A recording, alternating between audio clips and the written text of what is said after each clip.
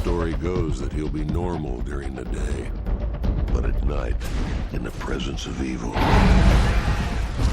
the Rider takes over.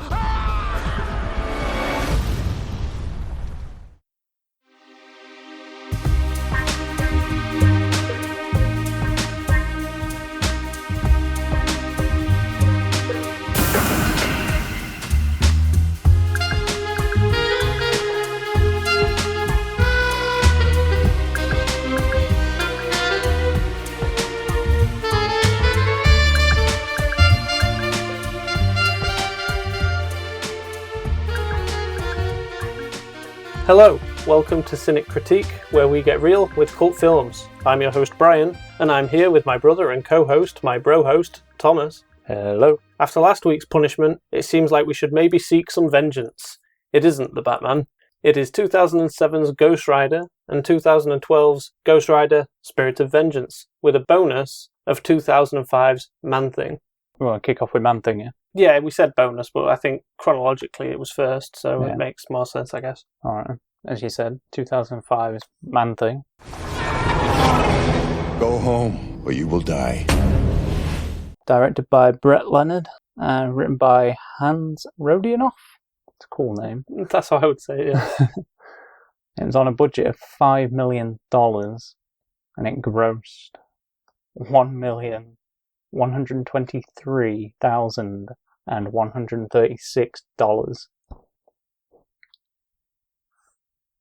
And it stars Matthew Leneves as Sheriff Kyle Williams, Rachel Taylor as Terry, Jack Thompson as Schist. Don't know how many of these I need to read, to be fair. I'll go through the rest of them anyway. Steve Bastoni as Renee, Rawiri Perettine as Pete Horn, Alex O'Laughlin as Fraser, and Conan, but then Mark. Yeah. Credited name as with Mark Stevens as Man-Thing. And the synopsis on IMDb: agents of an oil tycoon vanish while exploring a swamp marked for drilling. The local sheriff investigates and faces a seminal legend come to life: Man-Thing, a shambling swamp monster whose touch burns those who feel fear. What do you make of this? For its budget, $5 million, pretty damn good. Oh yeah. They really make a good go at it in a way by turning it, I guess, into more of a teen slasher. Yeah. Which, yeah, not bad. Because it allows you to keep him off screen and get the kills, and it does focus on the kills. There's some really good, prosthetic work on body replicas, isn't there? For some of the kills. Yeah, there's some great looking stuff. Director's experienced enough, I guess. He did Virtuosity in the 90s with Russell Crowe and Denzel Washington. Yeah. He did Lawnmower Man before that with Pierce Brosnan. Yeah. And more recent, he'd done Highlander the Source, which is the penultimate movie. It was the last one. Right. The last one. Yeah. Endgame's the penultimate one. Yeah. Great titles, guys. Yeah. He also did Hideaway, which was a great film. Which one's that? It's the Jeff Goldblum and Alicia Silverstone. Oh, that is a good film. Yeah. Like a horror mystery. I didn't recognise that name when I'd gone through his credits. Obscure name, I think, but a great film. Definitely. Yeah. Alicia Silverstone was really going places, and then Batman and Robin kind of tanked her career. Oh, don't say that. It's true, though. Yeah, but don't say it. Did you see what else the writer had worked on, though? That Hans Rodionoff? A few things, yeah. Because there was Lost Boys, The Tribe, which I think is the third entry in that franchise. Deep Blue Sea 2, which is definitely the second one in that franchise. Yeah. And The Skulls 2 I noted down, because that's a really weird franchise from the early 2000s. Oh, right, I'm not sure I'm familiar with that. It starts, the first one's a Paul Walker film, and it's the director of The Fast and the Furious. I can't think the very first one? Yeah. Well, is the very first one not... No, David Ayer wrote it, didn't he? And then the third one in that weird franchise, I think, has C. Thomas Howell in it. Oh. I think. I can't remember who's in the second one, even though I never looked it up earlier. More recently, though, and quite surprising, he wrote an episode of The Muppets Mayhem from a couple of years or so ago for Disney, which I thought was quite funny. No, I didn't see that. But no, considering its budget, I think it works very well with it. They'd really thought how to use it. I think its biggest problem is characters. They're not particularly interesting enough. No, it doesn't matter how great acting and performances are. The characters themselves aren't very fleshed out. No. But you did say Rachel Taylor was in this as Terry. Yep. I believe this was her movie debut. Yep. She returns to Marvel in the Jessica Jones series playing Trish Walker, a.k.a. Hellcat. Yeah. I think it'd been better if she was Terry from this, just to confuse people. But no, she's actually been in quite a few things we've ended up watching since ever seeing this. Yeah. Because there was this, a great cancelled TV show of 666 Park Avenue. Yeah. Which is kind of, if I'm right, when we last watched Devil's Advocate, we said there's a similarity in how they live in this building together, and there's a possible devil character. I forgot who plays the devil. Terry O'Quinn, I think. Yes, and I knew it was somebody from X-Files and Lost. I couldn't think of his name. I think we mentioned that one here before, and not when Devil's Advocate was mentioned. No, maybe not. But my thoughts through this: blood and boobs with a kill before we get the title card. Is this a slasher? I mean, kind of. Yes. Yeah. Must be 15 or so years since we last watched this and first watched this. Which I think when I got it on DVD, I feel like it had been quite new out, really. It had been out a couple of years or so, I think. Yeah, maybe. Which I think it might have come to UK late. I never looked that up either. Well, I remember first watching it and being a bit disappointed. I wouldn't say disappointing because I didn't really know what to expect exactly, but I was a bit like, it's not what I expected, maybe. But no, I weren't disappointed. I just don't think it was what I expected. But Man-Thing's not a character I'm familiar with anyway, if you can call him a character. That's exactly how much I know about him. I'm not too familiar with Man-Thing. Strangely, he appeared what was it, weeks before DC's Swamp Thing? Something like that. And Swamp Thing's the one that's more famous. Yeah. You mentioned that, it was before we were recording, you mentioned that Marvel wanted to sue them for likeness claims kind of thing, didn't you? Yeah. Like copyright infringement. Yeah. And then they learnt that their character of Man-Thing looks very much like an old 40s character from comics called Heap. Yeah. Have you seen Heap? No, I haven't seen a picture of it. I was supposed to look it up before. He even has the trunk on the face. Oh my god, it is just... Yeah, I just looked at that now and it is very, very similar. Although he doesn't always have the trunk on his face, but he is just a big green mossy creature. Yeah. Yeah, and that is pretty much Man-Thing and even kind of Swamp Thing. Yeah. Confused all the time. Yeah. The character first appeared in, I think it was 1942, Heap. Right. Yeah. Or The Heap. I'm not sure if the should be there or not. So that's quite an interesting fact. Because I wrote about the boobs thing. I'm pretty sure at the beginning of this as well. And I'm pretty sure that's the only time you see any. Yeah. This isn't a compliment to the film or an insult. It's just a pure observation that the only time we see boobs was in the beginning. Because I was thinking, I don't remember any nudity in this. No. And then I thought, is it going to be like Friday the 13th, where just nearly every woman we see get massacred just has her tits out? But no, fortunately not. I also, my next comment was Alex O'Loughlin should be the main. Yeah. I think it's probably just because I'm more familiar with him. Yeah. Because it's not like he was a standout actor in this, I don't feel. No. Oh, I don't think we've mentioned it, but if you're wondering if you are familiar with Alex O'Loughlin and I forgot her name now. Rachel Taylor. If you are familiar with them being Australian, the whole cast is Australian, I believe. Yeah. Because that's where this ended up filming. Yeah. It was supposed to film in New Orleans. Yeah. But budget wouldn't allow it. Yeah. So they went to Australia. So obviously flights for however many... Well, they'd probably use Australian crew, wouldn't they? I believe they use a lot of Australian people there. Which is kind of weird because that kind of ties to our next film as well. But yeah. What, of changing films in locations to Australia? Yeah. Yeah, it does. I like the faith Marvel must have kind of had in this because they went, let's do a 3-issue prequel comic. Oh, yeah. And that focuses on the dead sheriff, Jim Corley. Yeah. I don't know if that's a spoiler saying he's dead. You say Marvel's having faith in this. It was mostly them just giving movie rights to the... no, because it's the same company who did The Punisher. Yeah. The '04 Punisher. Yeah. So they ended up going bust. This would actually be their last film. Yeah, it was. Which is a bit sad, because I think for the budget, they did quite well. Yeah. If I'm right, this was supposed to have a cinema release, and then it got scrapped, and they dumped it on the Sci-Fi Channel. Yeah. You read out its box office, and that was from just a very limited screening of the film. Yeah, and I think that's pretty good for a very limited screening. Definitely. They got a fifth of their budget back. Yeah. So good on them. Yeah. But I do wonder what this company could have done if they hadn't have gone bust. Yeah. With the Marvel... I can't remember who they had the rights to. I think, wasn't it them that had Iron Fist? Yes, yeah, they were supposed to be working on an Iron Fist movie at one point. Shang-Chi, maybe.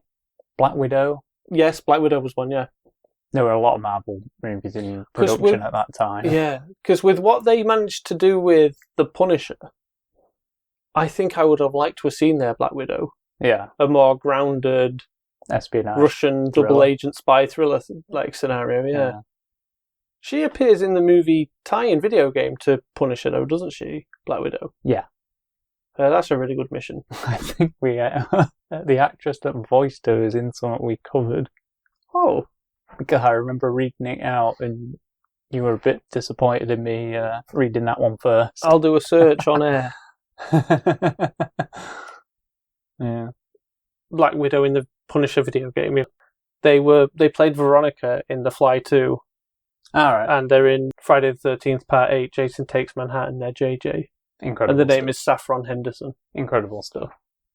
But no, I was surprised how much I enjoyed this on a rewatch. But I think knowing its budget going in this time, you know, having to strip their budget down and go to another place to shoot, I think makes you a little more forgiving with anything that doesn't work. And to be fair, the swamp land and everything, the sets or whatever, they look great. Well, I think it's a real location. Yeah. The swamp. Yeah. But it looks great how they film it. And Man-Thing himself, he looks pretty good. I think I prefer their Man-Thing over the one that debuted in Werewolf by Night.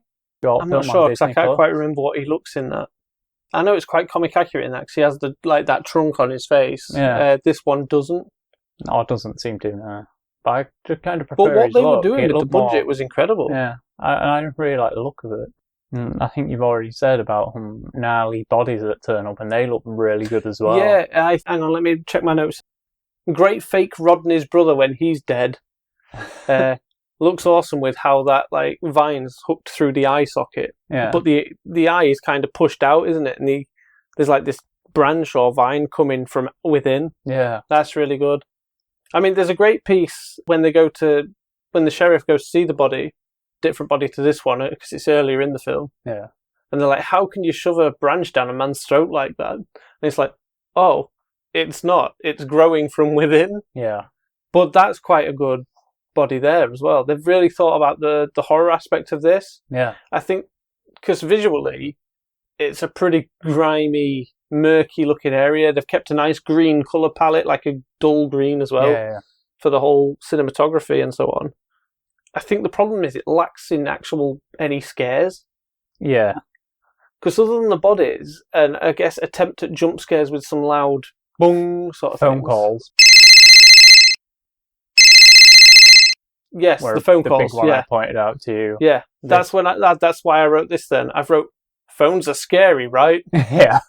Yeah, phone seemed really loud on this. As somebody on the spectrum and anxiety, I really don't like phone calls.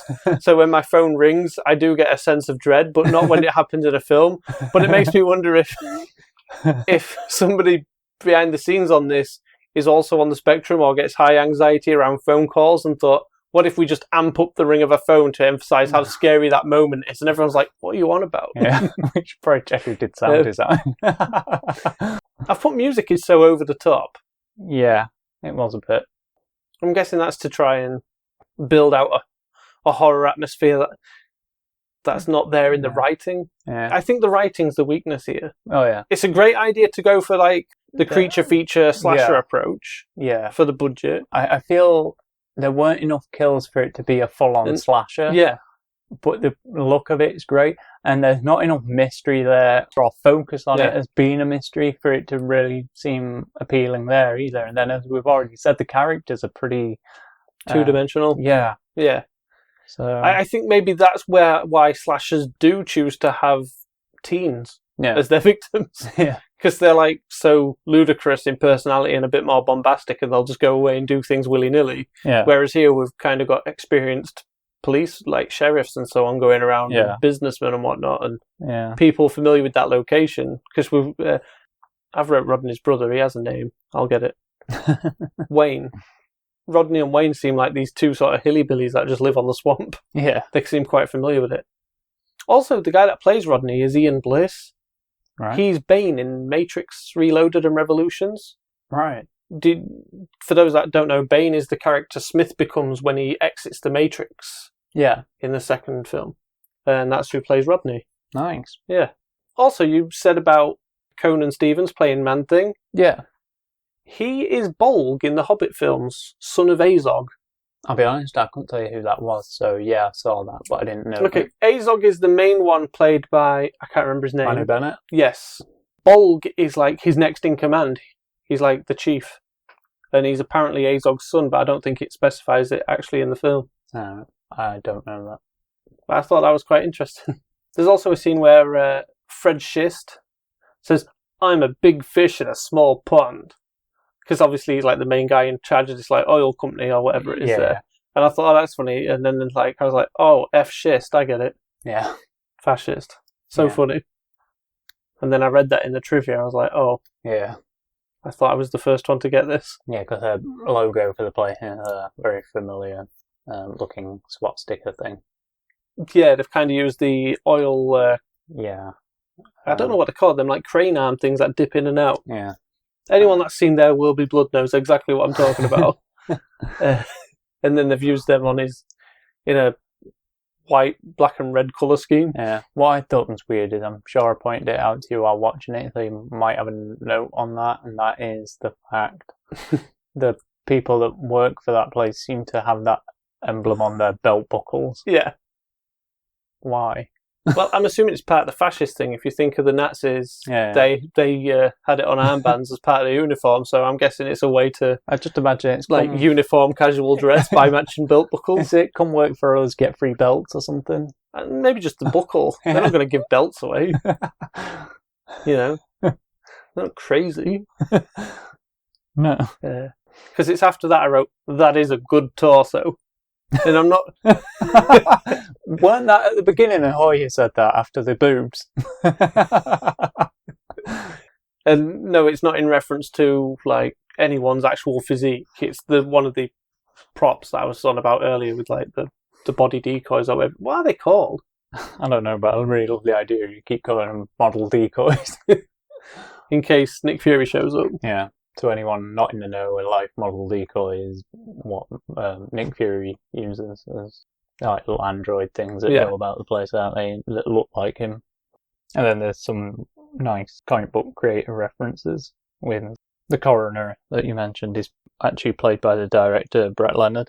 Yes. But they're called Val Mayerick. Yeah. And that's named after a comic artist. And then the characters Steve Gerber, played by William Zappa, and Mike Ploog, played by Robert Mamone. They're also references to the people who worked on the first comic series of Man-Thing. Ah, right, that's nice. But I think Gerber is actually the creator of Man-Thing. Okay. Co-creator of Man-Thing. Right. Oh, I've put Man-Thing vision. Oh, yeah. Because you get like a point of view shot. Yeah. From Man-Thing. Bit weird. No special. No. Kind of cool. I've also made a note. He has 2 dogs now. Oh, yeah. There's a guy at the swamp and he's got 2 dogs with him. Yeah.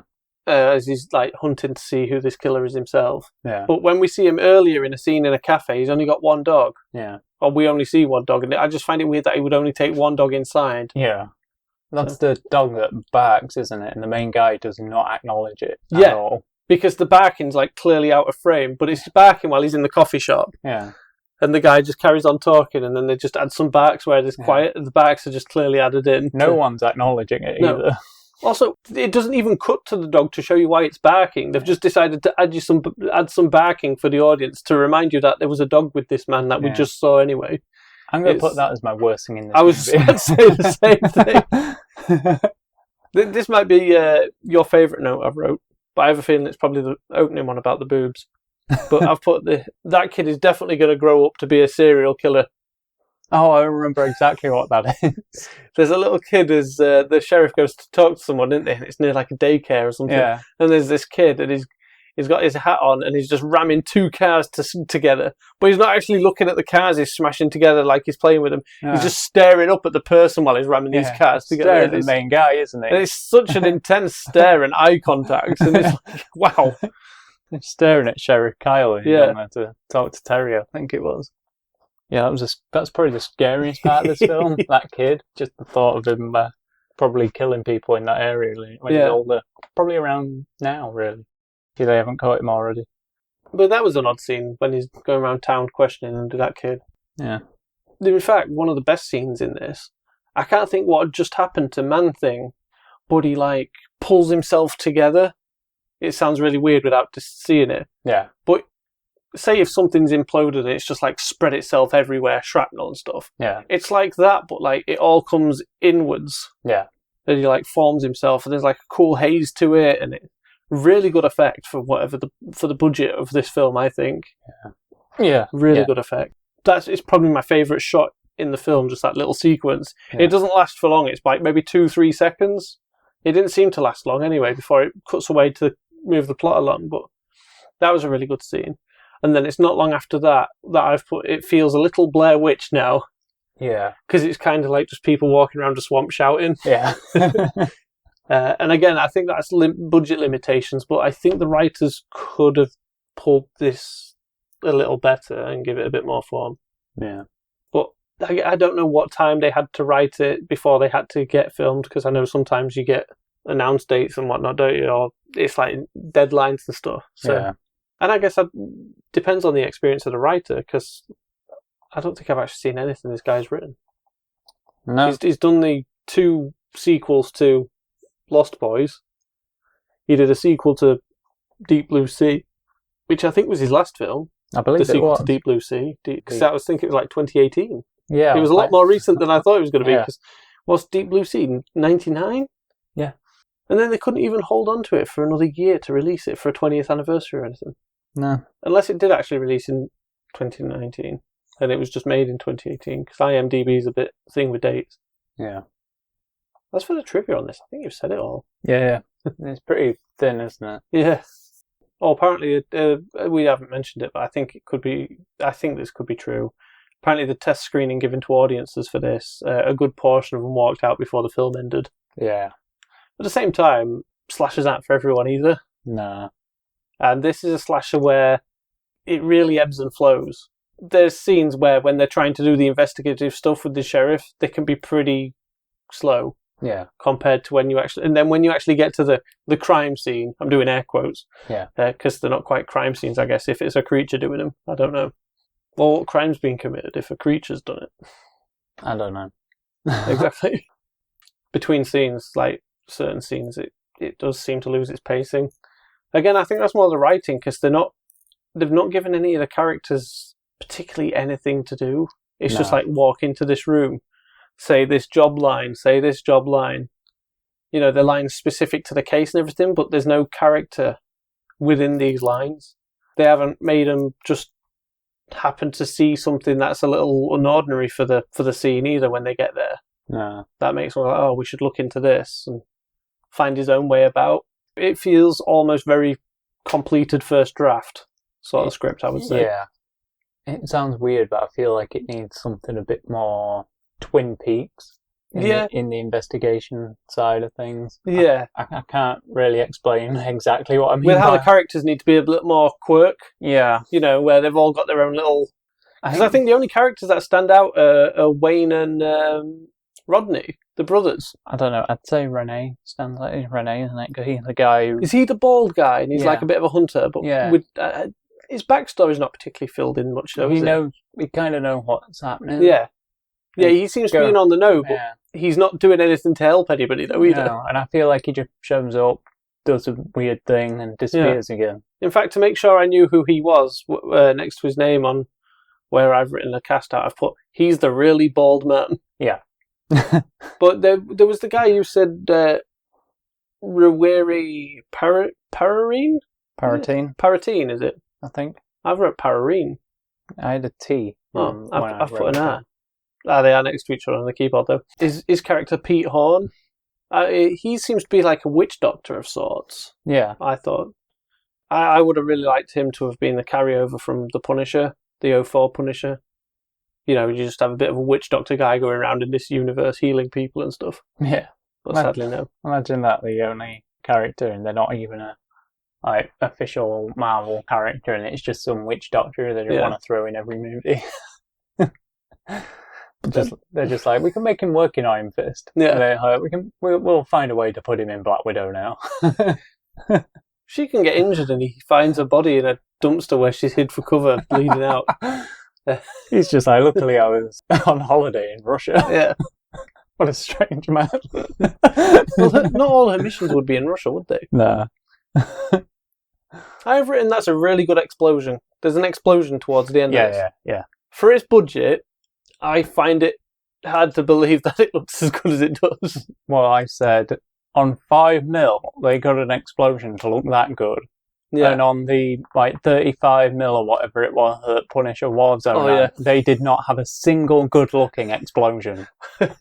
I hate to crap on films, but I really don't enjoy Warzone that much. Like, the explosion in that film looked like the preset things you get on like your apps and things like that. So, like, have a weird little kaboom on there. Yeah. And you're like a TikTok filter or whatever's on TikTok. I don't have a clue. I don't know. One of those weird things, anyway. That's for Warzone. I wish I'd have said it at the time. But if I could, I would send Dash Me Huck a trophy for his performance in that film. Yeah. I really would. We'll make him one and find out how to send it. Cynic Critiques Actor of the Year. Standout performance in a garbage movie. I feel bad calling it a garbage movie. It's really not a garbage movie. I'm, if anything, I'm just terribly, terribly disappointed with it when I learnt what its budget was. Oh, yeah. I've always assumed it had a lesser budget than the 04 Punisher. I thought when they said it had a low budget, I thought it was like the 10 million, similar to what the... Or the 5 million man thing he is dealing with. I've seen films deal with a lesser budget and they look far better like this even. Because the look of this is great. I really love the look of this. Yeah, I ain't got the cinematographer, I don't think. It's Steve Arnold. I was quite surprised because he'd done Highlander the Source, and I remember kind of laughing at how bad some of the moments looked in that. Well, that's very, European. Yeah, and I don't know what the budget was. And when I say European, I mean like that 2000s European, like your day watch, night watch sort of look to it, isn't it? Yeah. I remember kind of enjoying it as being cheesy, so but that was about it. I think there's only one good Highlander movie, and it's a hot take, but it's Highlander 2. You're wrong. It's the only one I really enjoy. I enjoy Endgame. Love the series. Love Highlander 2. And I don't care for the rest of them. I feel like I'm very controversial because I do genuinely love the Source. Yeah. He is drunk, so there's no surprise. He's saying that. He's on his 5th bottle of whiskey in 2 days. Yeah, but it's the is it Wild Turkey or whatever Punisher as in the 04 one. Yeah. Is that I'm drinking? Yeah. I say it should be Johnny Walker. I'd love to see Johnny Walker drink Johnny Walker.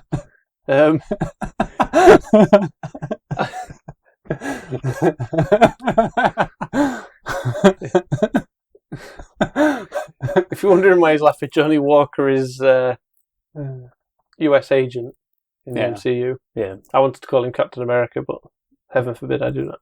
Captain America to me. Is there anything more you want to say about this film? Not really. Okay. Just I do like it. I can't see myself choosing to watch it. But at the same time, I know there's people out there like us that will just consume anything based on a comic book. Yeah.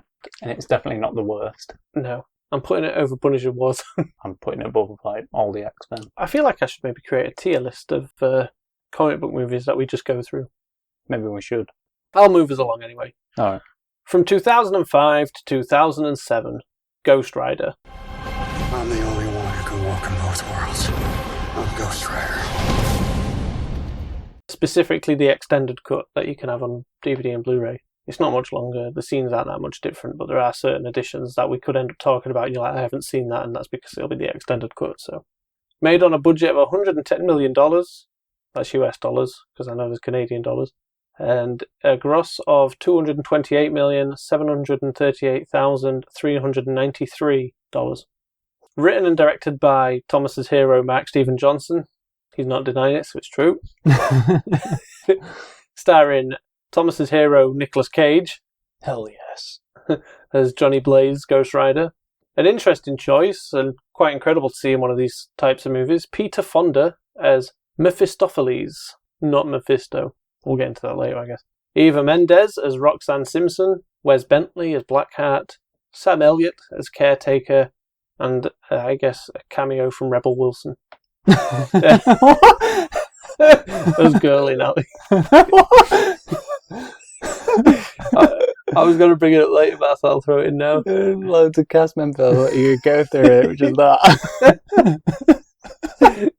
The synopsis, as IMDb has it, is when motorcycle rider Johnny Blaze sells his soul to the devil to save his father's life, he is transformed into the Ghost Rider, the devil's own bounty hunter, and is sent to hunt down sinners. Don't know about you, but this film kind of gets worse every time you watch it, right? Sadly. I mean, I still enjoy it, but I enjoy it, but at the same time, I just keep thinking, this is worse than the last time I watched it. And I don't think I would have enjoyed it if I weren't as young as I was when I first watched it. Yeah. Because I was 17 when it came out. Yeah. Which is still relatively young compared to what I am now. People can do the maths. Yeah. As you can tell, I'm salty because I've recently turned 35. Yeah. You're already salty. I don't know about you, but with this film, I feel like I'd be a lot more forgiving on it if they'd have stuck with the younger versions of the characters. Like, I'd have kind of gone like, it is more of a younger audience movie, and they are a younger cast, you know. Yeah, also, I don't know if you noticed this, the young Peter Fonda was still Peter Fonda. No, he wasn't. No, I mean, Matt Long was the young Johnny, and Raquel Alessi was the young Roxanne. I just thought I'd have probably preferred it if they'd have just used them. It's a hell of a time jump, I guess, from that moment to where they decide he's going to be Ghost Rider. Yeah, it's like 20 years. Yeah. Well, I just thought to myself while watching it, I thought it has more of a younger feel to it, the film anyway, and I just feel like if they'd have stuck with the younger characters, I'd have been a lot more forgiving on it as well, because it's younger actors and they're not as in the know as like someone like Nicolas Cage, who he's having fun with this. Oh yeah. He's having a lot of fun. He's a big Ghost Rider fan though, isn't he? He had to cover up a tattoo to film this because he's got a tattoo of Ghost Rider. Yeah. I personally think he just really wanted jelly beans on set at all times and just found a way to write it into the character. He claims that due to the trauma that Johnny Blaze suffered with his father, that he wouldn't grow up, kind of thing. So he's still like a child in parts, and that's why he likes to eat jelly beans. Yeah. But they're specifically red and yellow jelly beans because it's the colour of the flames. Yeah. But it's the fact he eats them from a martini glass. And I mean, like, he doesn't even pick them out. He, like, sips them. Yeah. It's such a bizarre character trait. They're the sort of character traits I imagine I'd come up with if I'm just bored. No, they're the sort of things you would give a character if that character was some sort of, like, analogue of myself. Like, if you were writing a character based on me, you'd be like, he's going to have jelly beans out of a martini glass. Yeah, it probably would be something I'd do for a character that would be an analogue of you, because it's got that, I want to be sophisticated, but I'm also a big kid. He's getting older, but he's not growing up. I don't feel like the younger cast member, them ones, I didn't really see a problem with them. I thought they were better actually than the for it as well. I'm surprised you're saying that, as you're a big fan of Nicolas Cage. I like Nicolas Cage, but watching him wear a funny wig all the time is really weird. But apparently Matt Long also had a nose prosthetic to make himself look more like Nicolas Cage. It works. I guess. I didn't know he had a prosthetic. No, I didn't. And we have seen him in other things, I'm sure, but I can't remember what, and I never made notes of those things. Not a well-known actor, but... Yeah, what are you on about? It's from Jack and Bobby. TV show I've never watched, but I kind of love. I mean, I'm sick tired of looking up actors from it. Bradley Cooper being one of them. I just feel like I'd be a lot more forgiving on this film if they'd have just stuck with the younger cast, and that I just feel like it'd have worked better as a film because it had such a especially looking back at it now. The style of it don't really suit a... It's very colourful, isn't it, for a Ghost Rider movie as well, don't you think? But did you see why? Why it's colourful? Why it's a lot lighter and colourful, yeah. I'm assuming someone at the studio was like, it's a comic book. Comic books are full of colour. Kind of, but Gary Foster, who was one of the producers on Daredevil as well. Right. And I think it was him and some other producers anyway, and Steve Johnson, and they'd all seen Constantine while this was filmed, being made. And they said, why is that so dark and grim? Why aren't films like that allowed to be a little lighter? Oh.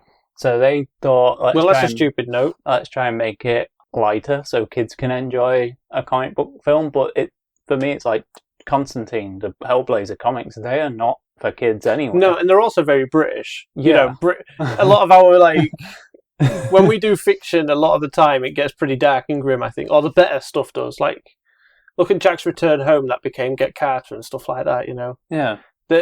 We like to kill our heroes a lot as well. Yeah, Ghost Rider would have been very funny if they just died at the end. I don't think you know how jokes work. It's been unexpected at least. Yes, probably. Although it's called Ghost Rider, so you'd be like, oh, now he becomes a ghost. Yeah. Well, I'm still really surprised every time I watch this that this is Mark Steven Johnson, the guy who did Daredevil. At times, I think you can tell. With the amount he's throwing into it. Yeah, it's like, I want to get every story done. Yeah. And apparently he's combined all the best. What he deemed the best, 70s and Ghost Rider and 90s Ghost Rider. So he basically took Johnny Blaze and the second Ghost Rider, Danny Ketch. Yeah, and merged a lot of their things together. Which, a bit weird. But I think as a Ghost Rider fan, I'm not, but I imagine as a Ghost Rider fan that's quite annoying. Yeah. To just be like, oh, but that's Danny's thing. Yeah. It was annoying. Because if I'm right, the penance stare is Danny, right? I believe so. And that is pretty much how he defeats every villain in this film. Yeah. Don't expect fights from this. There should be more action scenes, and they're stripped, and it kind of ruins the showdown at the end as well. Yeah. Although that's maybe the better fight scene. I don't know. Probably. I mean, he has a chain, but it don't get utilised half as much as it could. No. I do like his look in this, although that's aged poorly. Yeah, it's very clean looking. And not real. Yeah. Well, the flames actually look pretty real. Apparently they had to work really hard on the flames. I forgot how many companies they had working on flames for this. Quite a few, I'm right. I didn't note it down though, I remembered you mentioning it. Do you have any actual thoughts on this, any standout pieces or like that though, before we go into the trivia of it? Does it count if I just remember really liking the video game based on this movie? I guess. You get Blade in it. Yeah, you can unlock Blade to play throughout the whole game, and it's a lot of fun. I don't have it noted, but there was a game, I think it's Nicolas Cage actually playing in this, and it's actually from it's from the same studios that made the video game for this film. Yeah. Oh, that's kind of cool. Now, overall, when it comes to thoughts on this, I think I've kind of said I'd be a bit more forgiving if it's the younger cast. I don't like the really clean look this film has. No.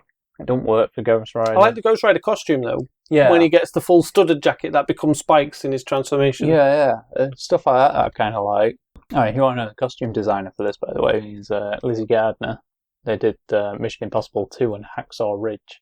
Oh. I actually think it's the assistant costume designer that actually did the better stuff, though, because they did The Matrix Reloaded, the Wolverine. They were assistant on them, though, but they actually were the costume designers on X-Men Origins Wolverine and Griff the Invisible. Oh, I like Griff the Invisible. I want to cover that one day on here. Yeah, probably with Paperman, I bet. I was just going to say probably with Paperman, but I don't think it's called Paperman, is it? It has another name now. My Hero, I think, or Summit Hero, isn't it? Yeah. But I know it's Paperman. Yeah. It took forever, that seemed to get released. Seemed it.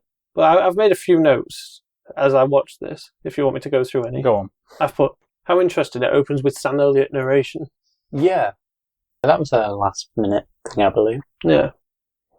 I've already mentioned Pete Fonda as Mephisto, but there's a really cool effect you get where it like CGI his face. But when I say his face, I mean like it CGI's like a Mephisto, well, Mephistopheles, I guess, in this image over his face. So it's like his actual demon look, if you want to call it. Does the same sort of visuals with black hair as yeah. well. It's simple, but I find it effective. Yeah. I thought Johnny Blaze's helmet when he was a teen was quite interesting. Yeah. It was like bone white. Yeah. With flame design on it. Right, yeah. I thought it was just worth pointing out. I've put Wes Bentley and his little gang of cronies is very The Crow. Yeah. How they all get taken out one by one. Yeah. And all towards the end, I guess, and then it's him left. Yeah. They're not particularly great, the Elemental. Are they from the comics? I'm guessing they would be. No. They're hype versions of Elementals, I think, but not by them names. See, I just assumed they would be for the fact Mark Steven Johnson's quite a comic book guy when you look at what he did with Daredevil. I can't remember why he threw him in there now. It was somewhat just to add a bit more fight for Ghost Rider than him just going up against police and things like that. Yeah, well, he's read all the comics. Yeah. Of the 70s and 90s anyway, apparently the best ones. Yeah. Was there nothing at all from those he could have taken? Do you know what I mean? Like, yeah, I don't know. There was an earlier script that had a character called the Orb. Oh. He's a villain. He's got a giant eyeball for a head. Oh, it's actually a helmet in the original version of the character. They kind of redo that retcon. Yeah, no, not a retcon. Another character took up that mantle. Right. And they actually, I think, had a weird eyeball head. Right. But yeah, the original version of the Orb, he was given a helmet by, I think it was Mephisto. Yeah. I think. I can't remember. I only read it earlier. But anyway, he gets a helmet and it grants him like some powers and he goes up against Johnny Blaze. But he was also once a friend of Johnny's father and things like that. All right. And had his own rival stunt show and things like that. Oh, okay. So they've like created a character to give him a bit of backstory. But yeah, the Orb just weren't in it. Right, evidently. Don't know why. Oh, I do know why, actually. Producers deemed it too weird. Too silly for adults. Too scary for children. Okay. Just an eye. And I thought, what's scarier, a giant eye or a flaming skull? Do you know what my argument would have been? What about Mike in Monsters, Inc.? It's a Ghost Rider villain. He's just a big eye. Is that not scary for children? It's too silly for adults, though. Of course it is. Where are the rest of the organs and so on? I don't know. Another note I had is Pete Fonda even in these scenes? It looked a bit odd, didn't it? Yeah. Like he's overlaid in somehow. Yeah. I thought. If I'm right, didn't they film a lot of his scenes quite early? They could have, yeah. Him and Sam Elliott, I think, got all their scenes done quite early on. But Sam Elliott actually looks like he's in them. Yeah. Fonda doesn't look like he's in some of the locations. No. And speaking of some of the locations, that football field didn't look real either. No.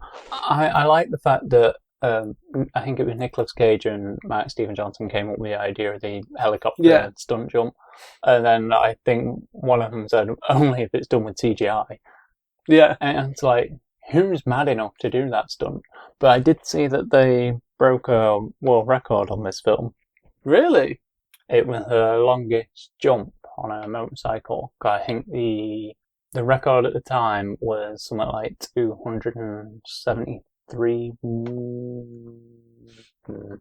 Not sure. I think I read that trivia, and I don't think that's how I interpreted it. And they broke it and got 300 and something, jump. I thought the helicopter jump that they do in this film, if it was real, would have been a world record. No, this isn't the helicopter jump. Oh, right, it's a different jump. I can't think which jump it is. I think it's just the first jump they do. All right. And then the crash that Johnny Blaze has is identical to some of the angle that they had for an Evil Knievel jump. Well. Apparently, come off his motorcycle. And, that's kind of a shot-for-shot thing. Yeah, I thought that was quite interesting. Yeah, that's an interesting tidbit.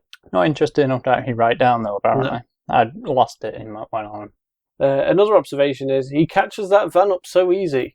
Because there's the scene where, I can't remember even Mendez's character name. Roxanne. Yeah, I always call Roxanne. her Roxy, but they always call her Roxanne in this, and it bothers me.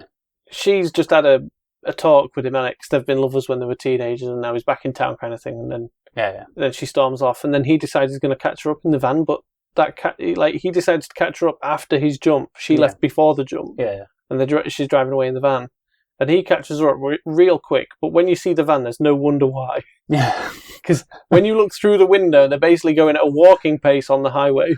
Yeah. And it's so bad. And then he comes to her side, the passenger side, and he's doing like on his front wheel, isn't he? What are they called when you do on your front wheel? Not a wheelie.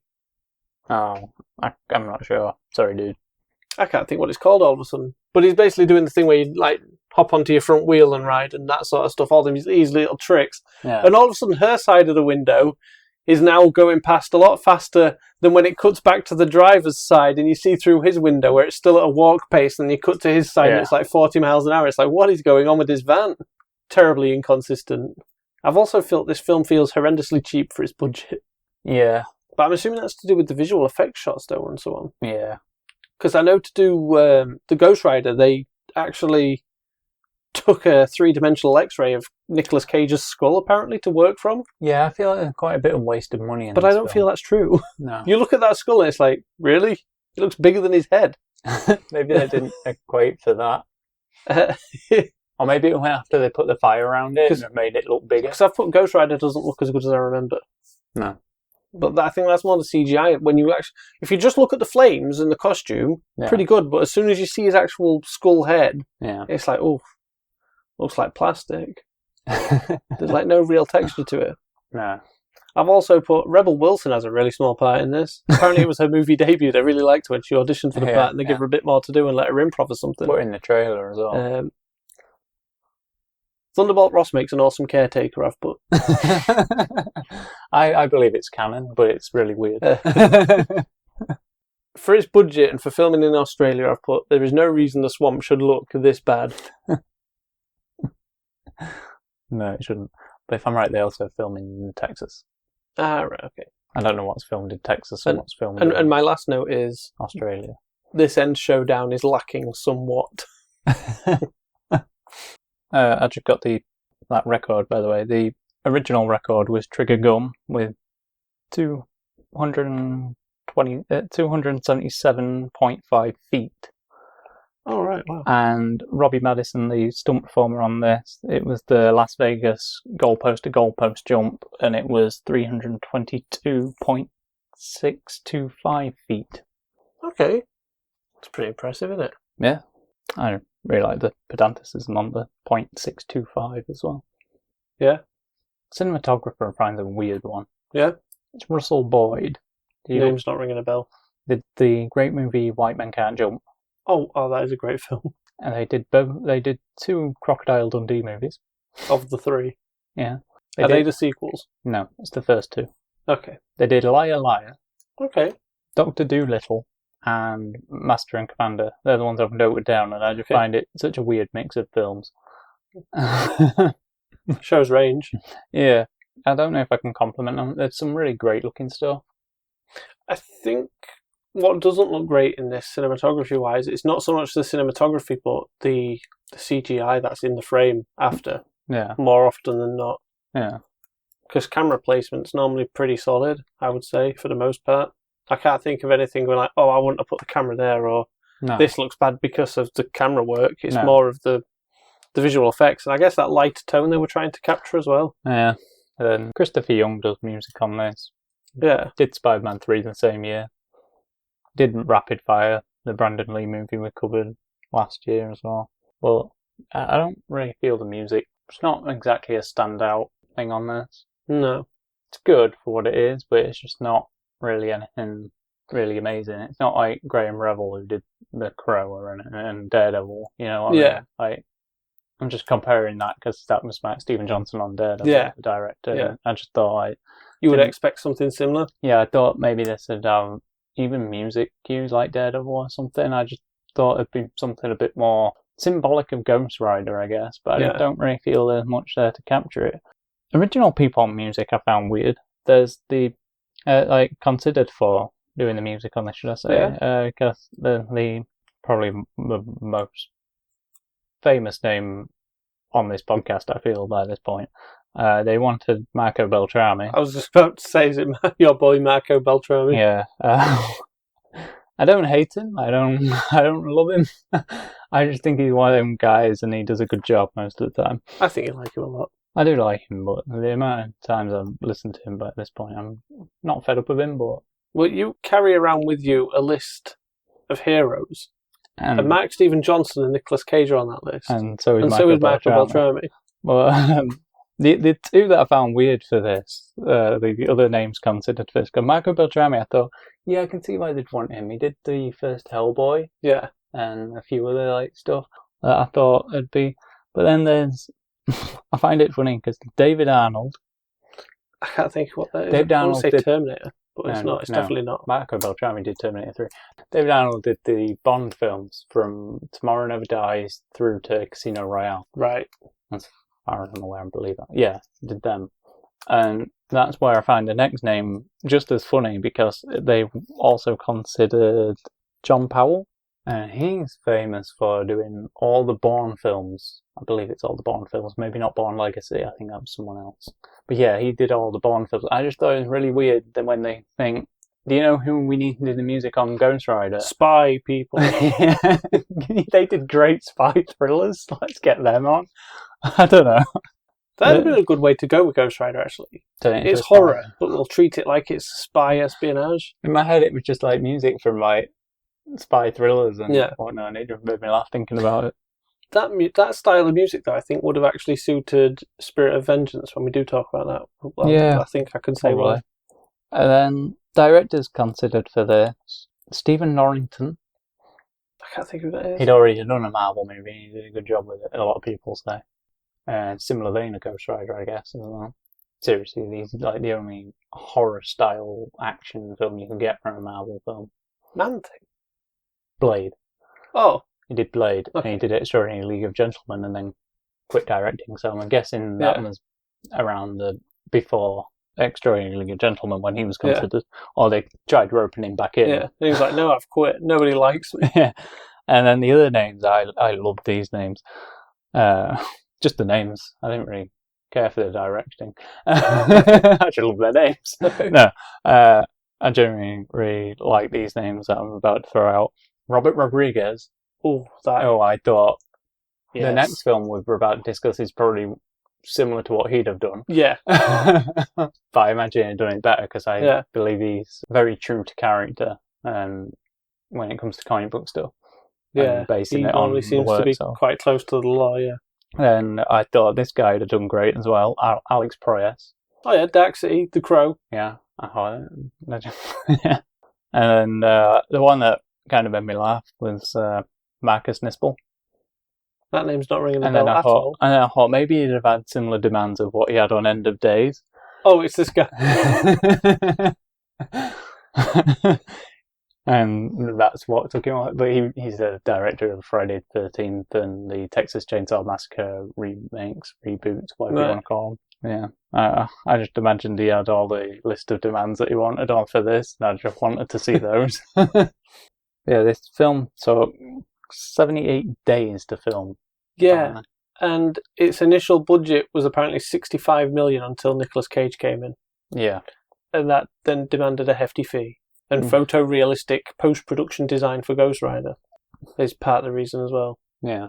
Which I think, looking back now, it's like, that's not really photoreal. No. I remember it looking great. But they also built a custom panhead chopper for this, which had a Harley-Davidson engine. Yeah. I think that's pretty cool. Yeah. Apparently this was sent to theatres under a secret, a working title of Costly Packed. Yeah. Don't know about you, but I really want to watch an action movie with Nicolas Cage called Costly Pack. Well, it's obviously a reference to the pact with the devil, isn't it? Yeah. And the cost being the soul. Yeah, I got it. Which links to Faust. Yeah. And the Faustian myth. Which I believe is why they decided it's not Mephisto in this and went to Mephistopheles. Yes. Because that's what it is in the Faust storyline as well. Yeah. And in my mind, I kept reading it and thinking, why are you trying to reference Faust in a Marvel thing when Felix Faust is a huge popular character in DC? Yeah. Played by, what's his name? Oh, man. Mac. Can't remember what they call him in Breaking Bad either. I know what you mean, but not many people will. Hector in Breaking Bad. Yeah. But I can't remember his surname now. It begins with a P, I think. I'm not sure. I could probably look it up, but I don't want to. Yeah, the caretaker's speech was that he does on the horse was filmed during reshoots in Vancouver. Yeah. So they had some reshoots in Vancouver, as well as filming in Melbourne and Texas. Yeah. I'm sure it was Texas they were in. Mexico is where they originally planned to shoot, and yeah, became Australia and Texas. Yeah, I thought so. How cool is this name, though? Because this person was hired to redefine the shape of Ghost Rider's look for the movie. Concept art was approved by both filmmakers and Marvel before ImageWorks developed the visual effects. But his name is Crash McCreary. I find that a great name. Now, that is one way you love the name more than their work. And that fight scene that I think looks... Well, actually, it looks pretty spectacular. The showdown bit. There's a good look to it because he's got his special shotgun at that point. Yeah. Well, it's both a shotgun and a special shotgun, I guess. Yeah. They relit that climax scene in the post-production. Yeah. So that's digitally lit in post, which I think is pretty fascinating. Yeah.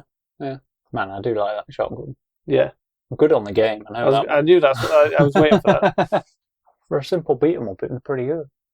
And the body, you see Johnny Cage's body in a mirror. Johnny Blaze's body. Yeah, sorry, Johnny Blaze's body. What did I say? Johnny Cage. Yeah, you see his body in the mirror, and people accuse that of being fake, but Mark Steven Johnson and Nicolas Cage insist it's true. Yeah. And apparently Cage was working out 3 hours daily to get in shape for the role, and he lost 15 pounds. What a guy. I don't know if that's British or Scottish pounds, but... That currency joke. Yeah. And Cage lost his voice during filming, apparently. It was the first transition scene. Poor guy. And I found it about the jelly beans. Yeah. Cage proposed Johnny Blaze eating jelly beans instead of drinking alcohol, symbolising a childlike behaviour following his deal with the devil. The jelly beans were all yellow and red, representing the fire. Yeah. Don't say it there, but I've already mentioned it. But that was to do with the trauma. He didn't believe Johnny would grow up to be an adult, kind of thing, keeping like childlike tendencies. Yeah, it made me laugh reading that myself. Cage described Johnny's transformation as painful for him, but euphoric for Ghost Rider. Yeah. And, I mean, that transformation scene, when you get it, he's having so much fun doing that, I think. It's a classic Cage performance moment. And Nick Cage wears a hairpiece in this, which took 3 hours to apply every day. Yep. I'm not surprised if he was working out in them 3 hours. It would take a long time to put a wig on. They hired a famous wig designer from England to do Nicolas Cage's wig for this. And Cage contributed to the writing sections of the script because he kept having character ideas, I guess. Well, didn't he say something like even making it a more realistic character in comparison to the cliched character that was written? Apparently, yeah. I feel like I would have rather have seen the cliched character that was written. I thought so too. Cliche isn't always bad. No. But and I don't see anything real in his character. No. Kooky, yes. Yeah. It was also Nicolas Cage that suggested, this is why I've got mixed up, Nicolas Cage suggested Peter Fonda for the role of Mistopheles. Yeah. Who had been considered to play Red Skull, apparently, in an unproduced Captain America project from the early 80s. Interesting stuff. Yeah. And if this isn't obvious, Cage improvised many of his lines during takes to inject humour and avoid making the film relentlessly dark.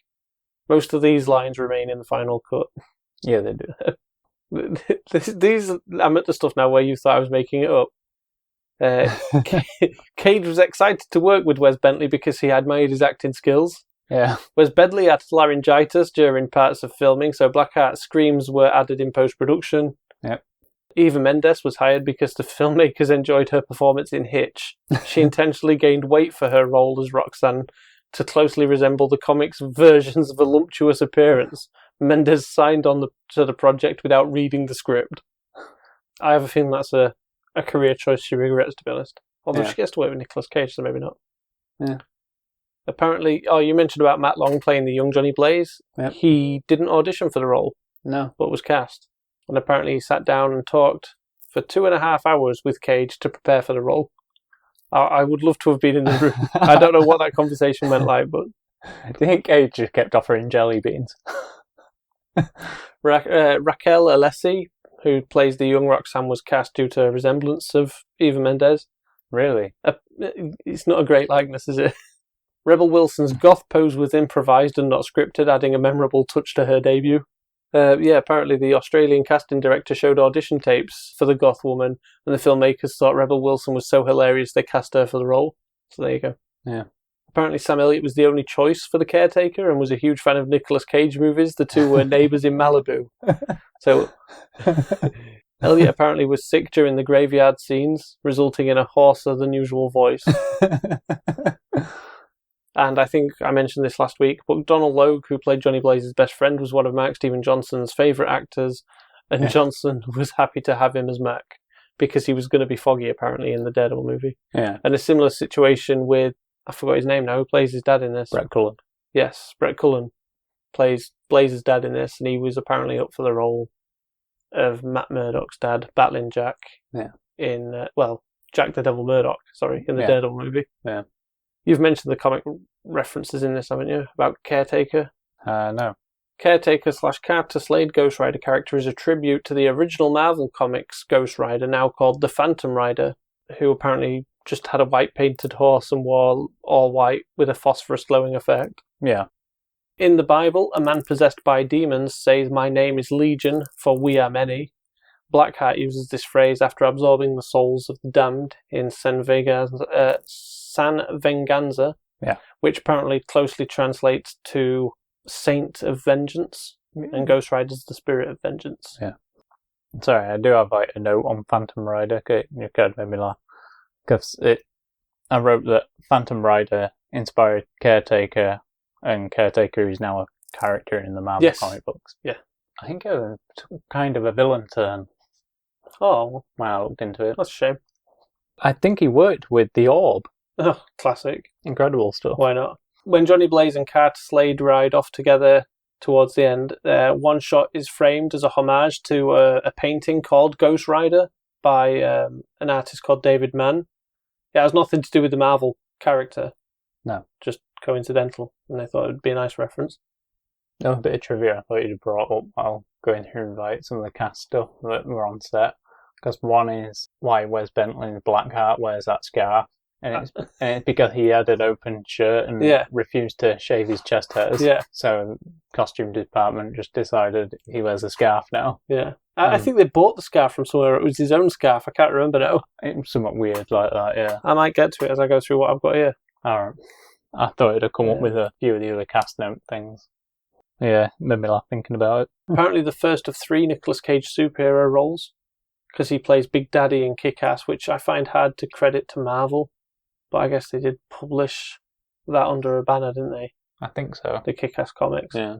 But then he does play he voices Spider-Man Noir in Into the Spider-Verse. Yeah. And then I think he's going to, he is portraying that character in live action for an Amazon series, which should be later this year. Yeah. And he also got to portray Superman in The Flash, which he was down for playing in the 90s for a Tim Burton Superman movie. Yeah. Oh, that's all I've got on this one. Awesome. Yeah. But I did see that Wes Bentley only signed on to this film apparently to fund his drug habit. He had a 10-year bender with, I forgot what drug, cocaine, I think I said to you. I can't remember now, but... And that was one of the reasons he signed on to this, to help fund for that. Yeah. But no, I don't think this is a bad movie. No. I think it's somewhat misguided by past failures. Yeah.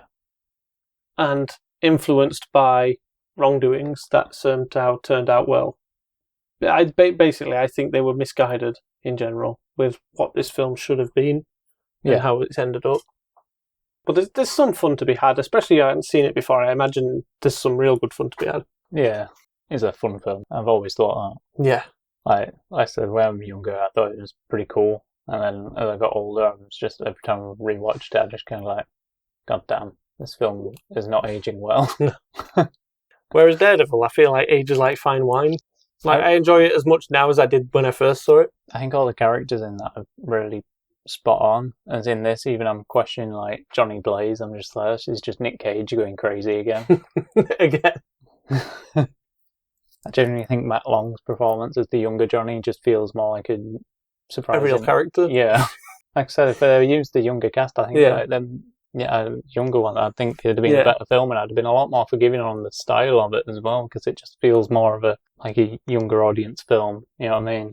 Yeah. Do you want to move on? Yeah, sure. 2011's Ghost Rider: Spirit of Vengeance. Over here it was 2012, and that's why I remembered it was 2012. This is the opposite effect, but we'll get into that later. There's good and bad in all of us. It doesn't matter how far you run. There are some demons you just can't escape. Directed by Mark Neville-Dean and Brian Taylor. It's got a story by David S. Goyer, and screenplay is by Seth Hoffman and Scott M. Gimple. And it stars once again Nicolas Cage as Johnny Blaze, Idris Elba as Moreau, Violante Placido as Nadia, Johnny Whitworth as Ray Carrigan / Blackout. I love the creative names on these villains with Blackout and Blackheart, by the way. Kieran Hines as Rourke, Ferguson Reardon as Danny, Anthony Head's in this as Benedict. a character called Benedict, Christopher Lambert as Methodius. It had a budget of $57 million and grossed $132,563,930. And they didn't make a third one? No.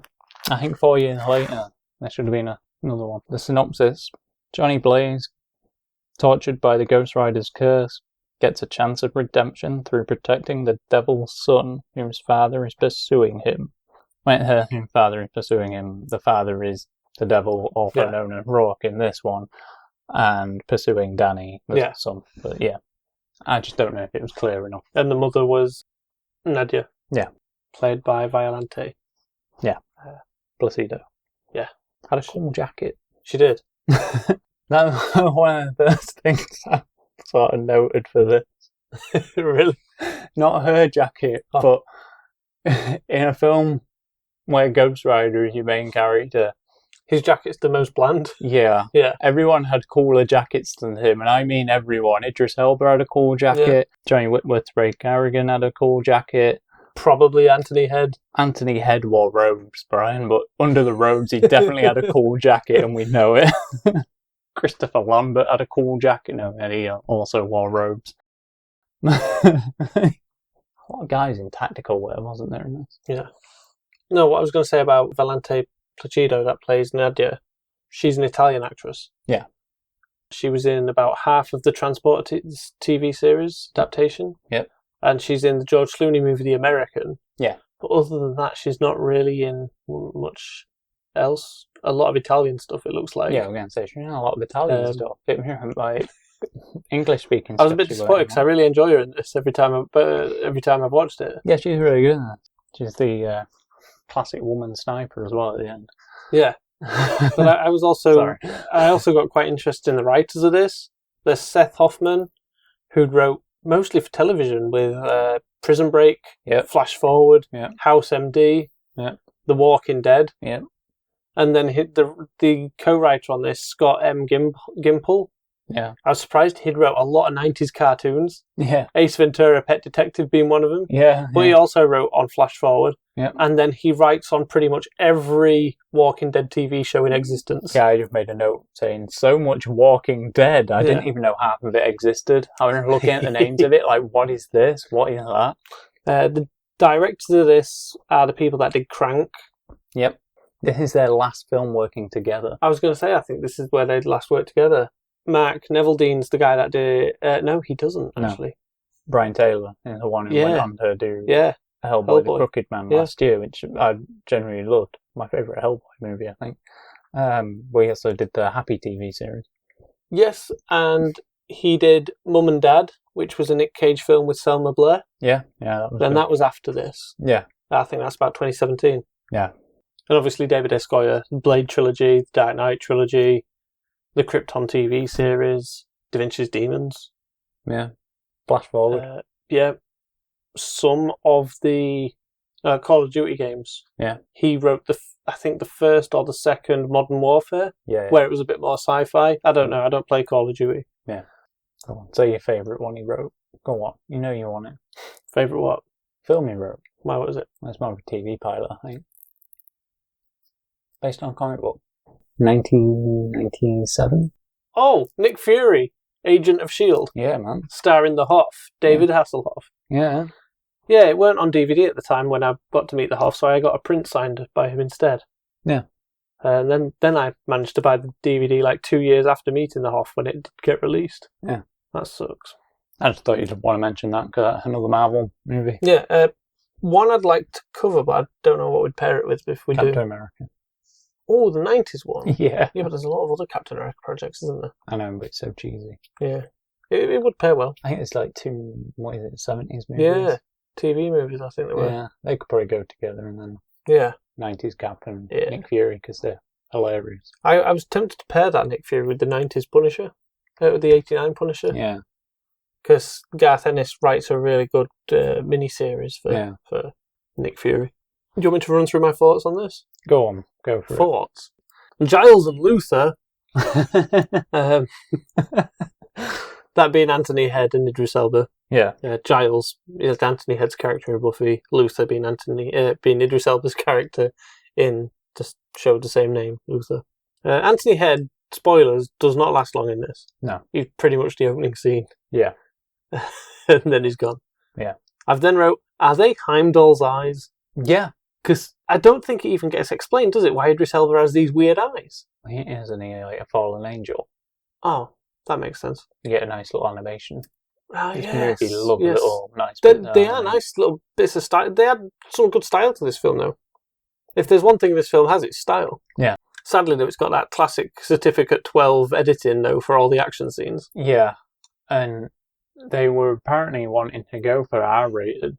I think it's obvious that they wanted to. Sony chickened out on it, basically, and they had to cut a lot of it. And I genuinely think the R rating would have been superior. It would have made a better film, but I don't know if it would have made its budget back. No, probably not. When you look at the low budget, well, it's not a low income, is it, they made? No. But I don't think it would have done as well otherwise. No. Plus, what would all the goth and emo kids watch? Don't know. Exactly. They had to watch this. Imagine that. Also, Idris Elba has a French accent in this. That's weird. Yeah, he's a Frenchman. Yeah, I know, it's just weird, isn't it, hearing him with a Don't French know about voice. you, but I was thinking should have got Omar Sy for this and Yeah, Idris Elba for Bishop. yeah, in the Days of Future Past movie. Yeah. Similar Similar time. year. Yeah. I think 2012 is actually Days of Future Past. Yeah. Well, so was this. But talking about the editing, I also made a note of the great cinematography. This film looks great. 2014, I think it's Days of Future Past. And then it turned out it was Brandon Trost on the cinematography. Yeah. Brother of J-Tro. Yep. Who we've had on the show. Yep. Great guy. And his brother is a really good cinematographer, and it looks like he's turned director for some stuff. But he's the cinematographer on Sonic 2 and 3. Half the Knuckles TV series that's set between Sonic 2 and 3. Yep. He's really done some great work. He does. He has just a... Well, he does. And seeing him work on this and knowing he's the guy that worked on Sonic, he clearly knows where to put the camera when there's going to be post-effects work done as well. It's a lot of planning gone into the, Yeah. It's pretty cool stuff. I'm Yeah. not saying it's the best looking comic book movie ever, but there's some great style in this that most comic book films now don't seem to have. No. Especially Marvel movies. I'm not taking a jab at Marvel movies here, but they do not have the same visual style, the flair that previous Marvel movies have. The MCU Marvel movies do not. I can't remember what Eternals had a great cinematography and stuff and style. When it was the actual location shots, yes, they look great, but Eternals green screen shots were horrible. I don't believe there's many green screen shots in that film, though. Some when it's major effects work and there's green screen in it, it was so obvious and so bad because they'd done so many on-shot location stuff where it was noticeable every time. But also that's from the era where Marvel were really pushing the visual effects artists across the board to overworking them, really. Yeah, basically Marvel should just stop. I've even put here weird flashback narrations to explain Blazer's origin. Because you kind of get a quick flashback. Yep. But it's a little different. And they've inserted Rourke into where Peter Fonda was. Yeah. because Rourke is basically Mephisto. Yeah. It's just weird that he goes by the name Rourke in this, I think, because Rourke, when you look him up, he's just... There is a Marvel crime boss called Rourke for like 1 or 2 issues. Yeah. So I don't know if this was intended or not, but it just seems a bit weird. Yeah. Apparently, Fonda was asked back, but... Declined. Yeah, after reading 5 pages Huh. of this script, he said it was bad. I think it's a better script than what the one he was in. Apparently they were quite happy because the story of this one, it explained that Mephisto, Rourke, the devil, whatever you want to call him, Couldn't look like whoever. yeah, and needs a new body every so Yeah. often, so it worked well for them. Yeah, but they didn't have to put him in the flashback. No, But I guess that's to help audiences that didn't see the first one. yeah, because this was a very soft reboot or whatever you want to call it. I've also put... There's a weird quick cut and a very short scene, blink and you miss it type thing, of Idris Elba hanging in a tree. Yeah. I can't remember why that's there. I think it's explaining what happened, and then it just cuts to that and cuts back quickly. Yeah, It's such a bizarre moment. yep. There was no need for it.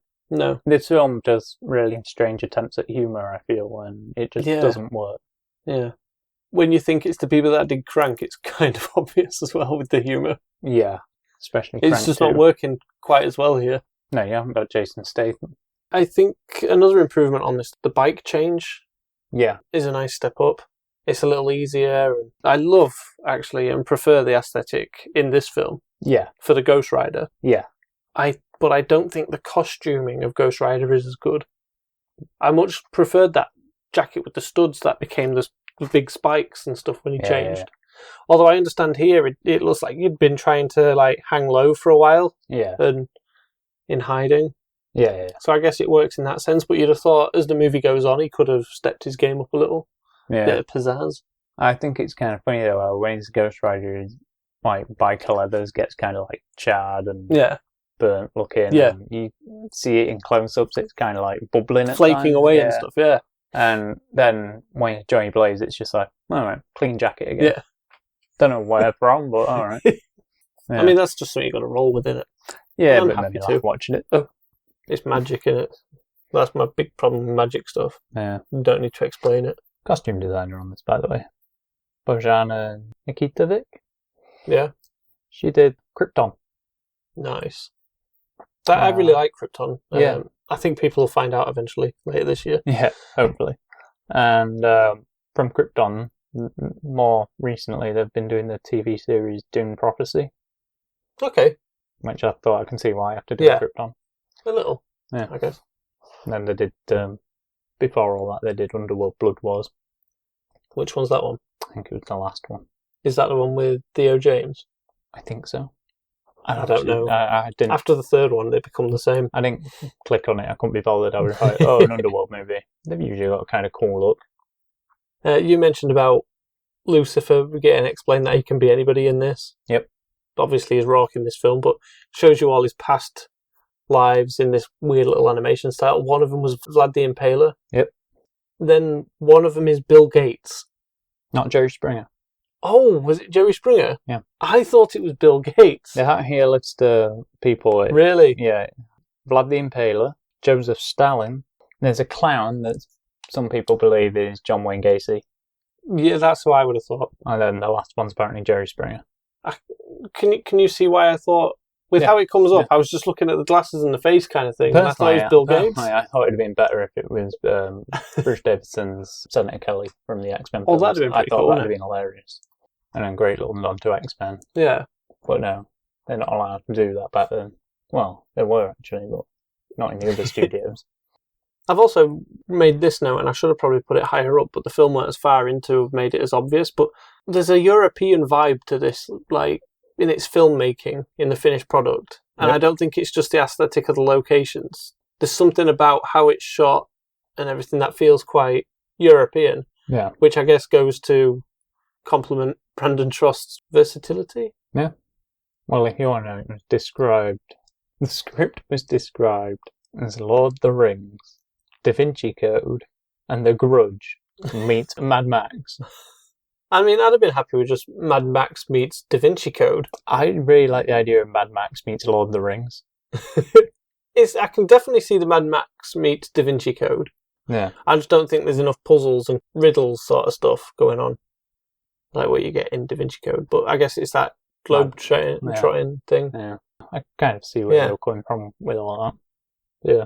But I think there's some good stuff in this to enjoy. Like, there's a scene where he's holding back his transformation, or I think that's what he's supposed to be doing, and his like face is like skewering between half skull, half him, and then you get like really big eye sockets like from the skull, and I think that's pretty cool. There is an odd cut of Ghost Rider peeing though. I think that's a bit odd. Yeah. But I guess he's explaining it to Danny. Yeah. The kid. He's like, oh, what happens when you pee as him? And then he explains it as Johnny Blaze. He's like, oh, I imagine it's like a flamethrower. Yeah. And then I think it's supposed to be Danny imagining the Ghost Rider peeing with the flames. And then that comes up later when Rourke's talking to Danny and he says something about something being like a flamethrower. Yeah. And Danny imagines the Ghost Rider again, has a little chuckle to himself, and Rourke doesn't understand what Danny's laughing at. Yeah. It's a bit of a weird bit. Yeah. I don't really feel it's necessary. No. There is a great scene, though, where the Ghost Rider gets to turn a crane. I think it's a crane. I can't remember. It's the strip miner. Originally they wanted a wrecking ball. Yeah. But they couldn't get one. Okay. It's a great scene, though, when he gets to take that over as Ghost Rider and transforms it into a big hellish mechanical beast thing. I don't know. I enjoy it. And the music changes, and it's got... You said I knew they were riffing on a famous song, but it was you that knew the song, so if you want to say it. I want to say David Zaddy does the music on there, and he clearly riffs on Led Zeppelin's Kashmir. Only for that moment, though. And it comes back a bit later for a fight scene, but... Yeah. It's like the heavy fight scene music, I guess. But other than that, I'm not all that impressed with the score on this. There's some cool parts to it, but again, like the previous one, I don't really feel it captures Ghost Rider or the themes in the film. It's just music that just kind of works in the scene. I happened to be listening to the soundtrack before we watched the film. Yeah. And the soundtrack weren't really anything. Like, I was familiar enough with the film where if I'd have known the soundtrack or it was recognisable in any way, I'd be able to piece to what's happening in the scene. Yeah. I couldn't. No, It's an odd film. Yeah. Again, it's an enjoyable one. It's just not... I don't know, it's just kind of not what you really want when you want to watch Ghost Rider. Yeah. There's a scene in the film where he says he's the spirit of justice, or they mention something about being the spirit of justice. Yeah. And that bothers me, because the film is called Spirit of Vengeance. The Ghost Rider is the spirit of vengeance. And justice and vengeance are two different things. So it's just one of them that bothers me. Yeah. Speaking of things that bother me with this film, there's a scene where Blackout decays all them people, and then when it cuts to like weird statues. Yeah. And then by the time Ghost Rider and everyone get there, well, Johnny Blaze get to the scene, those moulds now have moss growing on them. Yeah. There's no time frame to how long it's been, but you just assume there's been quite some time to have had moss growing on them. They do get a good use of the Wilhelm scream because they kind of mute it a little. They dampen the sound so it comes across as not as high pitch and over the top. Yeah. But they obviously got to use a Wilhelm scream, which I think a lot of filmmakers want to do. But at the same time, you can't think, what's there any point in using it if you mute it? So yeah, so you can use it. And it's still obvious it's the Wilhelm scream for those that know. Yeah, fair enough. So, I don't know. Yeah. I think there's a lot of visually interesting moments towards the end once Blackheart's created. Blackout. Blackout's created. Same thing. Might as well be. But if I'm right, they've changed Blackout's powers in this. Yeah. But I know there's also more than one Blackout in Marvel Comics. Yeah. So I could be wrong, and it's a different Blackout. Oh, apparently there was some unconventional filming techniques for this, such as rollerblading and hanging off vehicles to capture dynamic shots. Nice. Filming took place in Eastern Europe, including Romania and Turkey, to keep the budget low. The underground fight scene had 500 background extras and was filmed in an unfinished 1980s communist-era library. Yeah. The truck stop sign was designed by Kevin Phipps and set up on a Romanian roadside. Yeah, this one was 4 months filming. Wow. I think, yeah, 1 month. And they managed to keep the budget low. Yeah, yeah. Compared to the first. Yeah. Although if I'm right, I don't think I saw it in the trivia. Nicolas Cage helped fund this or something, or took a severe pay drop to help get this made. Yeah. And I feel he didn't do that for the first one. No. Because it goes on about the budget going up because of him and wanting photorealistic CGI. Unless it was because he got on it, Sony thought it's a more bankable project. Oh, and chucked more money at it for that reason. Yeah. Maybe. Because I know he does a lot of films now, and it's not for the fact it's for the money for him. He says it's to give the filmmakers a chance of recognition by having his name in it, because he knows that his name will bring an audience. Yeah. Which I think is quite nice of him, and I love some of his later films. Yeah. And then there's Hujitsu. Great film. We'll cover that next week. No, don't make me. Once was enough. The filmmakers discovered Cappadocia. I think that's the Cavin's place. Yeah. Where some of this takes place in Turkey while scouting filming locations. I mean, when else are you going to find it than when you're scouting for locations? But it's a really good, if it is the caves-like thing, because that's real, it's a phenomenal sort of shooting location. Yeah. And I don't think I've seen it in any other films, but that's a really good look. I mentioned I like the style of this and a lot of the aesthetic, but there's a thing they do with Rourke that I'm not a big fan of. That left eye changes a little and they do something to his face, but it makes it look like he's having a stroke with a contact lens in. Well, his body's supposed to be deteriorating, so it's not really. Okay, it could look better though. Yeah. But I'm guessing another design would have maybe been too scary. Yeah, for 12A audience or whatever audience they want. This is something I don't understand. A motorcyclist hanging off the side of a motorcycle was digitally painted out, saving the filmmakers $42.37. I'm guessing it means they would have had to have paid the motorcyclist. I don't know. If they hadn't have done it. I don't know. But it was just an odd one. I couldn't help not write that down. I don't know. Some stuff that don't make much sense to me on the trivia. So I leave it. Well, maybe I'm wrong actually about the tomb set, because I've just seen now. Apparently, it was built using leftover styrofoam. Yeah. And all the wine inside was real. Well, I'm going to say we did see some of that on the special feature. They did make up some of the sets because they do look really good. Yeah. The look of this film is pretty good, though. To be fair, it does have a great look to it. Yeah. Oh, and they did use practical effects wherever possible. Yeah. Oh, they changed how they did Ghost Rider in this, because in the first one it is like a full CGI head. Yeah. Whereas this one, there's not a stuntman there, it is Nicolas Cage as Ghost Rider. Yeah. And they've painted like a skull outline, I guess, on the front of his face. Yeah. And then lit him with orange LEDs around his head. Yeah.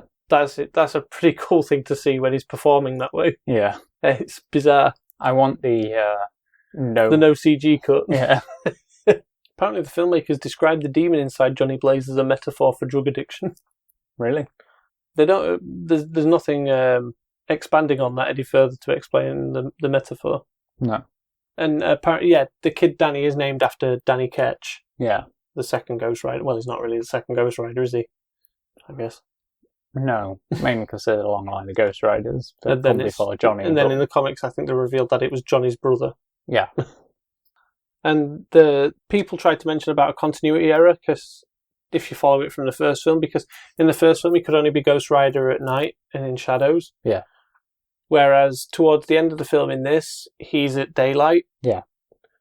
But that scene follows on, where he's at daytime, follows on from where Danny unleashes the Ghost Rider, because Danny in this basically learns he has the powers of Rourke. Yeah. Because he's his son and intended vessel for Rourke to take over as a body that is made to hold him, kind of thing. I don't believe it's really a continuity error or going against anything more than just untold reasoning that Danny has allowed him to be the Ghost Rider at daytime and he's not bound by Rourke's laws anymore, I guess. Yeah. Like he's now like a person of his own free will, because the Ghost Rider seems to be a bit more Johnny Blaze than he was Ghost Rider by this point as well. Yeah. No one seems to mention that anywhere that I've seen. Not that I've actually been looking for anyone to say that, but in the trivia anyway, they treat it, and some other places have treated it like it is a continuity error. Or even though the film itself incorrect. does actually explain it anyway. Yeah. The last scene really does. Like I say, it's just not... I don't really know what it is with this one, but it's really not. I think it is the fact that it's obvious they want to go darker, and it's... Being limited. Yeah. Yeah. Well, restrained, I think is a better word, isn't and it? it kind of makes it feel kind of cheaper than it should. Yeah. There is a callback line as well to his jelly beans thing in the first film. I can't remember what the line is. I can't either. But I did see. I think it should be something about missing these jelly beans. Cage improvised lines Again. One of them being that, and yeah, again, because he fully immersed himself into the role of apparently arriving on set with full Baron Samedi makeup, they call it, but I'm guessing that's the skull-like stuff that you see, where his performance as Ghost Rider was inspired by 2 pet cobras. During the truck stop scene, Cage drank half a pitcher of water for 8 to 10 takes, despite having a urinary tract infection.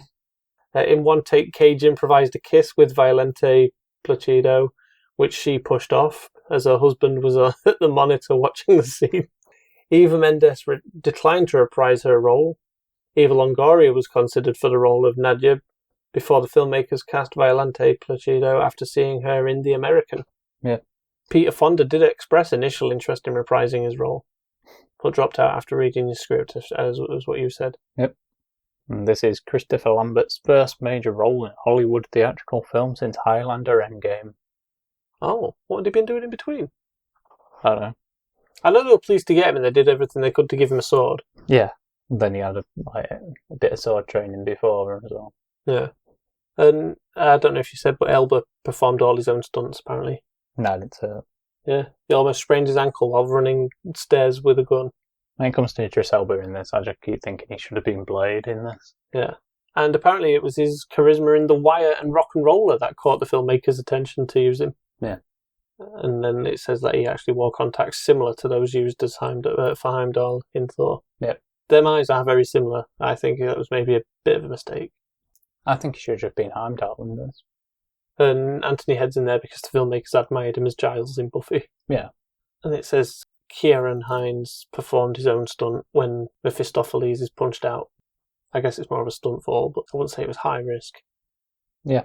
Oh, Johnny rides a Yamaha V-Max for those interested in the bikes and what the vehicles of films and whatnot. Although I think anybody that's interested in bikes watching Ghost Rider would recognise the bike. Don't know. Might be a custom bike. Oh, and I don't know if we've mentioned this, but this is the second movie released under the Marvel Knights banner after Punisher Warzone. Yep. It's also the last movie released under the Marvel Knights banner, if I'm correct. Yep. There's something about following Punisher up in a movie production. A production company, that just means you're going to go bust or something. Yeah. Oh, apparently stock footage of soldiers being shot were used for Nadia's sniper rifle scene. Yeah. That's weird. Man, there's a lot of just guys in tactical gear in this. That's all I remember thinking while watching it. I think, why are they all in tactical gear? It's very weird. And apparently the glowing city lights in the distance are actually Christmas lights. Yeah. I haven't got anything more to say about this, other than Blackout's final makeup process took several days, and his Twinkie eating scene was the last to be shot at 6 a.m. Yeah. Yeah. It's like the only thing that don't decay, because it's like a joke of how long Twinkies can last. Right. That they have in Zombieland as well. Yeah, but it's not true. They do. Eventually. Which is your favourite out of the three? Strangely, I think I'm going with Man Thing. Oh, okay. Why? What do you think mine is like? Spirit of Vengeance. Yeah. Yeah, it is. I really like the look of the film, and it's nice to... I feel it does more justice to Ghost Rider, or what I know of Ghost Rider anyway, than the first film. Yeah. Because it's not... The first film by Mark Steven Johnson feels very rushed as well. Yeah. Like if it was a 6-part TV series or something, I'd be like, yeah, okay. And it's a little too bright as well, whereas although this one's bright, I feel it's the right tone of what they're going for. Yeah. And I wouldn't say it's as bright either as the Johnson one. No, I'd just go with Man Thing, because for all its limitations and everything, I think they put out a solid film. Yeah. Oh, I'm impressed by Man Thing. And to be fair, it's probably the most interesting Man Thing will ever be to me. Well, I guess it depends what they're going to do with him in Marvel. They did that Werewolf by Night, that's going nowhere. one-shot thing, and then ditched, because apparently it was supposed to lead into Blade. Yeah, that's not going anywhere. But Blade's holding up, so... Yeah. It's not going anywhere. God knows what's happening with that. But the Ghost Rider films, they're just... Oh, I did say that Spirit of Vengeance has the opposite effect on me as what the first one does, and that is the fact that every time I watch it, it kind of gets better. Yeah. Overall, they're not really... neither of them really hit that Ghost Rider mark for me, where it's like, I want to watch Ghost Rider, and I don't feel either of them really offer what I really want from Ghost Rider. Like, they're lacking. Spirit of Vengeance is closer, but there's something about the story of the first one that I prefer Yeah. with Blackheart than the Caretaker stuff. I think if the first one had the sort of pacing and aesthetic as Spirit of Vengeance, Yeah. brilliant. I feel Blackout should have been the villain of the first one. It probably would have worked better, wouldn't it? Like, go get this guy. Yeah. Like, yeah, alright. And then the next one, it's like, Blackheart's coming for me, or whatever. Yeah. Take out him. Yeah. I don't know. Obviously, they're not really connected anyway. Other than the fact Nicolas Cage is Ghost Rider. I mean, they are kind of connected. By the fact Nicolas Cage is Ghost Rider. And he mentions jelly beans, but about not much else. How many other comic book movie sequels aren't really connected, though? These have less connection than the Batman quadrilogy from the 90s. Do you reckon? Yeah. Why? I mean, a whole redo of the contract signing, and it's not like the same place or anything. Well, I mean, that's more for shooting locations, though, isn't it? And whatnot? Here. And it's a different studio to the last one as well, right? So they But won't have the rights, no? You didn't even need to see it. No, but I think it's more of a I don't know. It just don't. quick thing to fill audiences in, assuming they didn't see it. Don't feel as connected. I should have gave him his wig or something. Should have gave him his wig. Yeah, Nick Cage's wig. Yeah. Should have gave him that back, so we know who he is. No. What are you doing? I don't know. I think there's a lot to love about Spirit of Vengeance, and I think for the failings of Ghost Rider, I still think there's a good film in there with some enjoyable moments. The problem is it's not bad, it's funny either, is there, in what is wrong with it? Do you know what I mean? No. I think that's the problem, when the bad isn't even funny. I think Man-Thing is a really valiant attempt at trying to get something done on such a small budget. Yeah. Because I think they come very close to achieving a good film there Yeah. with what it looks like they were aiming for. Well, I think it is a good film. I think they came pretty close to a great film. I mean, they come to so close, I feel, to having a film that would suit most people's needs of a horror film. Yeah. Or an adaptation of that character. I think they come very close, and Yeah. that's what's good about it. How close they do manage to come is still respected in that for me, I think. Yeah. Any closing thoughts, anyway? No. Okay. I think I've said all I want to say Yeah. about them. And you think Man-Thing's the best of the three? Oh, yeah. So it's a good job we threw it in as a little bonus then, isn't it? Yeah, otherwise I'd have been like, I don't have a favourite. Is this us done for Marvel films now for a while, do you think? I hope so. Because what, is it 3 episodes in a row we've just done? Yeah. We've had like the Marvel trilogy. Yeah. And I think they've all been more than 2 films an episode as well, which Yeah. is obviously a bigger strain on us than it is when we just do 2. Yeah. We've kind of done nearly all the dark ones other than Blade, but I think we're just waiting for that movie to drop. When do Yeah. you think that'll be? 2035? I don't know. I feel I could have written one and made it myself by now. Idris Elba should have been Blade in this. And then Or C. Thomas Howell. Oh, God. That's a deep cut. If you don't get that, look up a movie called Soul Men. I'm not going to give my opinion on that movie. I'm going to get us out of it before you dig a hole for yourself that you can't get out of. Okay. So that's the end of the show. Thank you for joining us this week. And if you haven't already, click like and subscribe. A glowing review would also be appreciated. We are Cynic_critique on X and Instagram, and Cynic-critique on Blue Sky. Links to those and more can be found in the show's description. And remember to join us next week when our good friend Matt from Sitting Through the Credits will join us, as he has put together another quiz, and it will be Brother v Brother, Brian v Thomas, for the 2025 trophy. Ooh, dramatic. Thank you, and goodbye. Goodbye.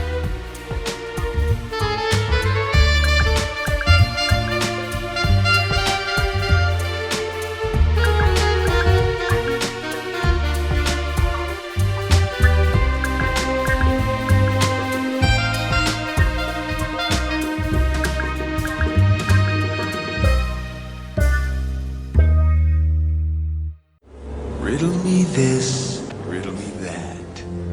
Who's afraid of the big black